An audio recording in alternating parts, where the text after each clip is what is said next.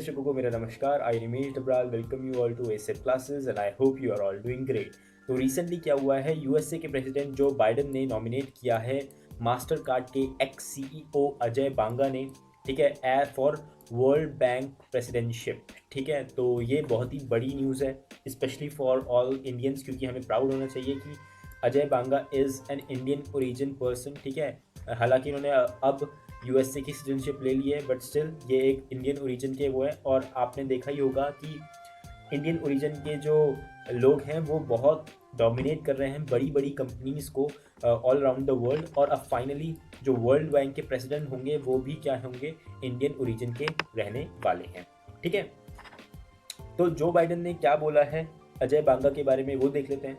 इन्होंने बोला है कि Ajay is uniquely equipped to lead the World Bank at this critical moment in history. अब क्रिटिकल मोमेंट क्यों बोला है, क्योंकि देखो एक दुनिया क्या हो रहा है, एक ट्रांजिशन पीरियड के थ्रू गुजर रही है। इसके बाद चीज़ें बहुत डेवलप होंगी, बट ये फेज़ क्या है, बहुत ज़्यादा फ्रेजाइल फेज़ है। यहाँ पे हमें मतलब बहुत मुसीबतों से भी गुजरना पड़ेगा, तो उन मुसीबतों को झेलने के लिए ये बहुत क्रिटिकल रोल निभाने वाले हैं।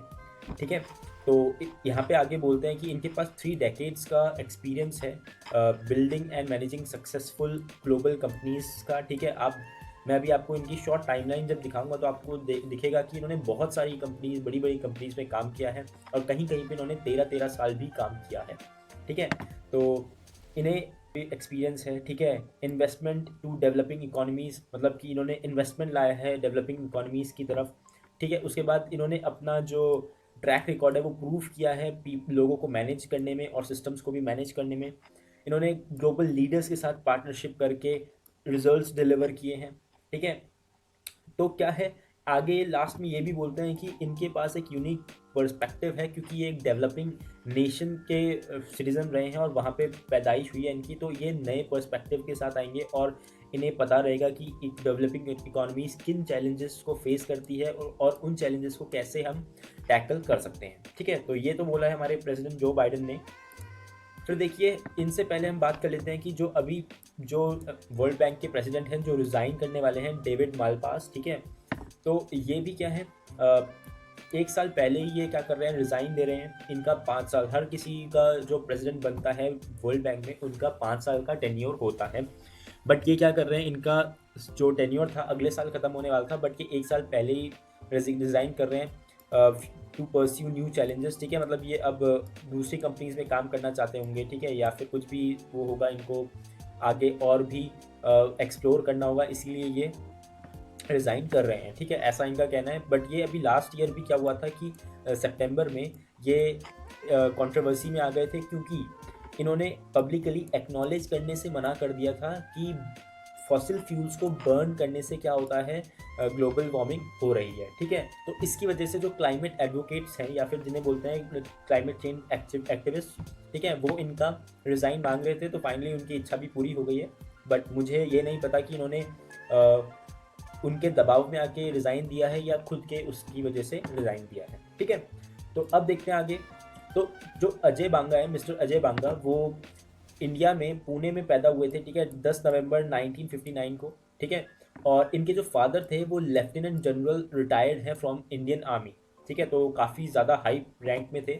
तो इनकी जो पढ़ाई हुई है, स्कूलिंग हुई है, सेंट एडवर्ड्स कॉलेज शिमला में हुई है। ठीक है, उसके बाद ये बैचलर्स ऑफ आर्ट्स इन्होंने किया है, ऑनर्स इन इकोनॉमिक्स। ठीक है, इन्होंने कहाँ से किया है, ये सेंट स्टीफेंस कॉलेज से किया है। फिर इन्होंने पीजीपी इन मैनेजमेंट किया है, which is equivalent to MBA degree. ठीक है, तो कहाँ से किया है, ये Indian Institute of Management Ahmedabad से इन्होंने किया है। तो इनकी एजुकेशन भी बहुत ज़्यादा अच्छी है। तो अब देखिए इनका क्या हुआ था, मतलब इनकी टाइमलाइन का एक छोटा सा वो दे रखा है। इन्होंने 1981 में काम करना शुरू किया था मैनेजमेंट ट्रेनी की तरह नेस्ले में। नेस्ले आपको पता होगा, मैगी कौन नहीं जानता, तो नेस्ले उसकी पेरेंट कंपनी है। ठीक है, इन्होंने 13 साल वहाँ पे काम किया है। उसके बाद इन्होंने 1994 में क्या हुआ, 2 साल का ब्रीफ स्टिंट दिया पेप्सिको में। ठीक है, उसके बाद 1996 में सिटी बैंक आपको पता होगा, उसको ज्वाइन किया और वहाँ पे इन्होंने 13 साल का इनको एक्सपीरियंस है वहाँ काम करने का। उसके बाद इन्होंने 2000 में ये यूएसए में मूव हो गए। ठीक है, सिटी ग्रुप में जब ज्वाइन किया होगा तो ये इंडिया में ही होंगे।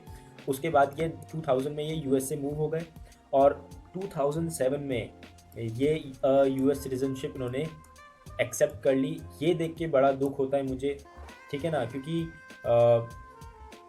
जब हमारे देश से ब्रेन ड्रेन होता है, क्योंकि इनकी जो एजुकेशन थी वो बहुत अच्छी थी और इंडिया के ही इंस्टीट्यूट से की है, और उसके बाद ये जब मतलब बहुत सारे लोग जो बाहर जाके सेटल हो जाते हैं, ठीक है, तो मुझे बहुत बुरा लगता है। हालांकि प्राउड भी फील होता है कि ये बाहर जाके नाम कमा रहे हैं, बट अगर ऐसे लोग जो इतने नॉलेजेबल हैं वो अगर इंडिया में रह के इंडियन कंपनीज के लिए काम करते तो इंडिया की जो डोमिनेंस है पूरी दुनिया में बहुत जल्दी बढ़ जाती। और ठीक है, तो यही बात है।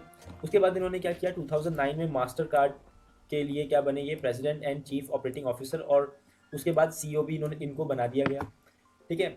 उसके बाद यूएस इंडिया बिजनेस काउंसिल के ये हेड बने 2012 में, और फर्दर 2015 में इनको बराक ओबामा द्वारा member of advisory committee for trade policy and negotiations का वो मेंबर बना दिया गया, ठीक है।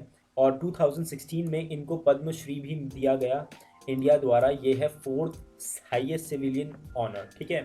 तो अब प्रेजेंटली ये क्या कर रहे हैं, ये जनरल अटलांटिक एक कंपनी है, ठीक है, उसके लिए काम करते हैं, ये उसके वहाँ के वाइस चेयरमैन हैं। और अब इसके बाद ये क्या हो जाएंगे, हमारे वर्ल्ड बैंक के प्रेसिडेंट बन जाएंगे, जैसे ही इनका जो नॉमिनेशन है वो एक्सेप्ट किया जाता है by board of directors of world bank, ठीक है। तो अभी क्या हुआ है कि अभी सिर्फ यूएसए के प्रेसिडेंट जो बाइडेन ने इनको सेलेक्ट किया है, बट अभी क्या होना है कि इनका जो वोटिंग होनी है वो board of directors of world bank करेंगे फाइनल वोट। बट क्या देखा गया है कि जो यूएसए जिसको नॉमिनेट करता है तो ऑलमोस्ट उसका पक्का ही होता है कि वो प्रेसिडेंट बनेगा, क्योंकि हर बार अभी तक ऐसा ही हुआ है, क्योंकि जो यूएसए का जो शेयर है फंड्स में टू वर्ल्ड बैंक वो बहुत ज़्यादा है, इसीलिए हर बार यूएसए ही क्या करता है, वर्ल्ड बैंक के प्रेसिडेंट्स का चुनाव करता है, ठीक है। तो अब क्या है, कुछ एक्टिविस्ट हैं जो स्लैम कर रहे हैं बाइडेन के इस पिक को, क्योंकि उनका मतलब ज़्यादा ऐसा स्ट्रॉन्ग केस तो नहीं है, बट फिर भी अब कहीं ना कहीं कुछ ना कोई कुछ तो बोलेगा ही ना, तो वही वाली बात हो जाती है। तो ये क्या बोल रहे हैं, तो इन्होंने बोला है कि एक ऐसा कैंडिडेट चूज करना चाहिए था जो जिसकी डीप नॉलेज हो, एक्सपीरियंस हो पब्लिक सेक्टर में, ठीक है, कॉम्बैट करने में इकोनॉमिक इनइक्वालिटी और क्लाइमेट चेंज, ठीक है। तो ये ऐसा मांग कर रहे थे और ये काफ़ी टाइम से लीडरशिप में चेंज मांग रहे थे, बट इस बार भी क्या हुआ है कि एक चीफ एग्जीक्यूटिव ऑफिसर अजय बांगा को सिलेक्ट किया गया है, और पहले भी मतलब जो फॉर्मर हमारे प्रेसिडेंट ऑफ वर्ल्ड बैंक रहे हैं वो भी ऐसे ही रहे हैं, ठीक है। तो ये मुझे ऐसे इतना स्ट्रॉन्ग केस नहीं लगता, क्योंकि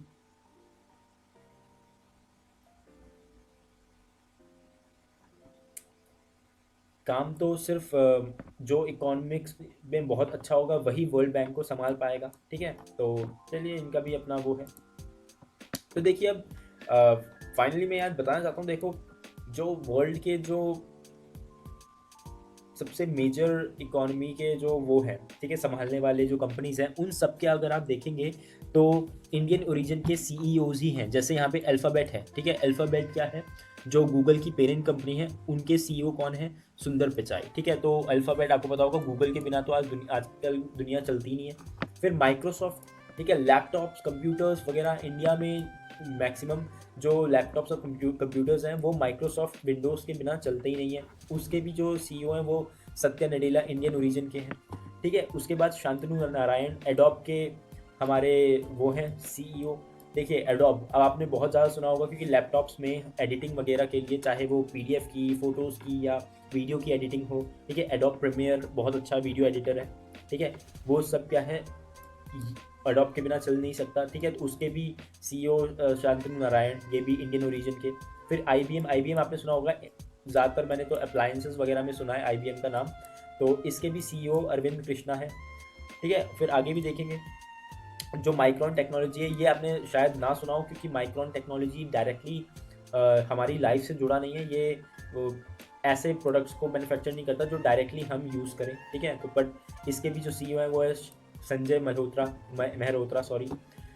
अम्रापली गन, जो ओनली फैंस वेबसाइट की क्या है सीईओ हैं, ये भी क्या है इंडियन ओरिजिन की है। ओनली फैंस वेबसाइट आपने सुनी होगी, ठीक है। फिर पेप्सिको की जो सीईओ है वो भी इंडियन ओरिजिन की है, इंदिरा नूई। ठीक है, अब मुझे बताइए कि किसने पेप्सिको की बेवरेजेस को नहीं टेस्ट किया होगा। ठीक है, तो ये देख के अच्छा भी लगता है कि सारे इंडियन ओरिजिन के लोग ही पूरी दुनिया में बड़ी बड़ी कंपनीज को डोमिनेट कर रहे हैं। बट अगर यही लोग अगर यहाँ पे इंडिया में काम कर रहे होते तो इंडिया की आप सोचिए डोमिनेंस कितनी ज़्यादा होती हमारी पूरे दुनिया में। ठीक है, क्योंकि अब यहाँ पे यही रहा है कि पहले जो अपॉर्चुनिटीज़ थी वो उतनी अच्छे से नहीं दी गई, तो इसीलिए लोग बाहर चले गए। ठीक है, एंड आई होप अब फ्यूचर में ये चेंज होगा कि लोग अब इंडिया में ज़्यादा काम करना चाहेंगे। और क्योंकि इंडिया का जो स्टैचर है वो इंटरनेशनली भी बहुत ज़्यादा बढ़ रहा है। ठीक है, तो इसके साथ साथ हमारा जो डोमिनेंस है अलग अलग जगहों पे वो भी बढ़नी चाहिए। ठीक है, तो चलिए आज के लिए इतना ही। Thank you so much. और अगर आपने एसेप क्लासेस को अभी तक सब्सक्राइब नहीं किया है तो सब्सक्राइब टू एसेप क्लासेस।